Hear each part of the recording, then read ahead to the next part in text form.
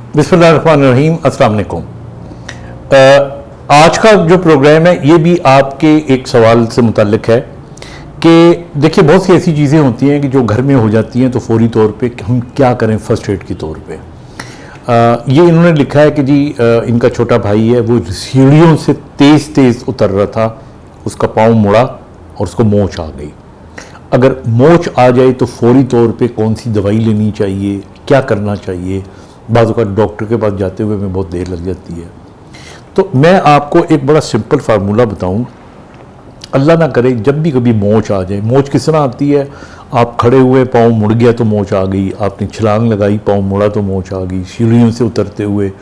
देखिए फ्रैक्चर का होना एक बहुत बड़ी अलामत है, लेकिन पहली चीज़ जो होती है वो ये है कि जब कोई चोट लगे और वो इतनी शदीद ना हो, आपको लगे कि मेरा पाँव जो है उसमें बड़ी शदीद दर्द हो रही है, भले कितनी भी गहरी या छोटी या बड़ी चोट हो, तो उसको अगर आप मोच तसव्वुर करेंगे तो उसकी पहली निशानी ये होगी कि वहाँ पे दर्द होगा बहुत ज़्यादा।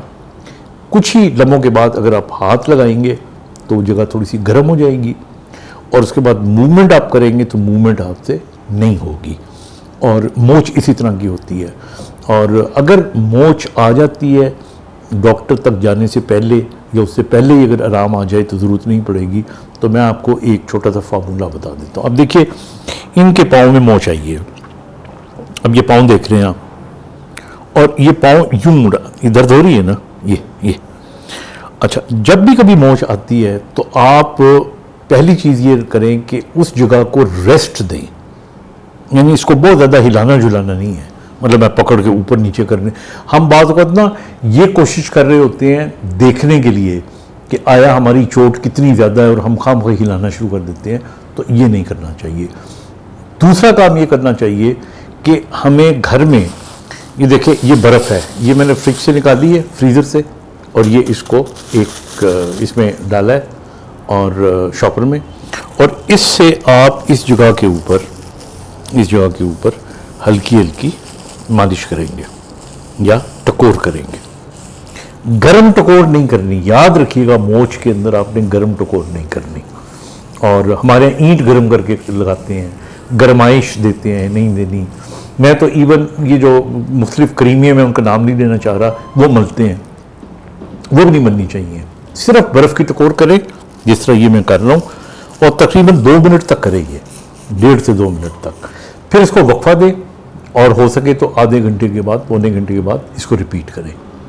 तो ये दूसरा काम हो गया। अगर आपको ये नहीं मिल रही तो घर में डिओड्रेंट होते हैं ना, जो आप बगलों में और इधर उधर लगाते हैं, जैसे ये है ये, तो इससे आप अच्छी तरह इसको स्प्रे कर सकते हैं।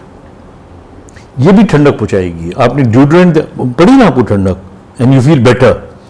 अच्छा, अगर ये भी ना आपके पास हो तो एयर रिफ्रेशनर तो होता ही है घर में, तो आप इससे एयर रिफ्रेशनर से भी इस जगह के ऊपर वो कर सकते हैं। तो ये जो दूसरा है, पहला है उस जगह को आराम देना है, यानी उसको रेस्ट देना है। दूसरा आपने आइस यानी बर्फ़ की टकोर करनी है। तीसरा आपने काम ये करना है कि इसको कंप्रेशन देनी है। कोई भी पट्टी आपको मिले, जिस तरह घरों में होती है, क्रेप बैंडेज है, कोई भी दुपट्टा हो सकता है घर में, और वो इसको आप ऊपर रैप कर दें।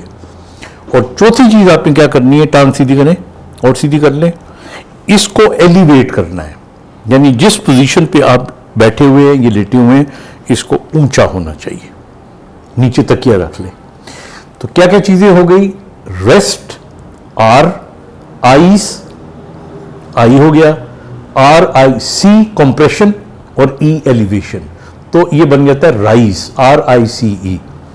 तो राइस का लफ्ज़ आप याद रखें, जब भी मोच आती है रेस्ट दैट पार्ट, आइस का मसाज करें, उस पर पट्टी बांधें, कंप्रेशन करें और एलिवेट करें। ये इसकी फर्स्ट एड टिप है। Take care of yourself. Thank you.